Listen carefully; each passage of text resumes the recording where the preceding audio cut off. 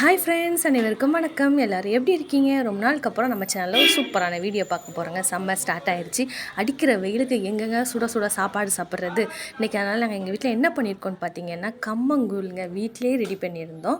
கம்பு வாங்கி நல்லா 1க்கு 2 அரைச்சி வச்சு ஒரு நாள் முன்னாடியே ரெடி பண்ணி வச்சுருந்தோங்க.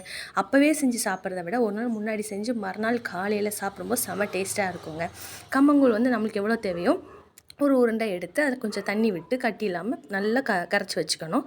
அது கூடவே தயிருங்க, நல்லா சுத்தமான தயிர், நம்ம வீட்டிலே உர ஊற்றின தயிருங்க, அதான் சுத்தமான தயிர்னு சொன்னேன். தயிர் ஊற்றி நல்லா அதையும் மிக்ஸ் பண்ணிவிட்டு நல்லா கொஞ்சம் தேவையான உப்பு போட்டுக்கணும். தண்ணி வேணால் கூட கொஞ்சம் தண்ணி விட்டுக்கலாம். கடையில் வாங்குறத வீட்டில் செஞ்சு சாப்பிடும்போது செம்ம டேஸ்ட்டாக இருக்குங்க.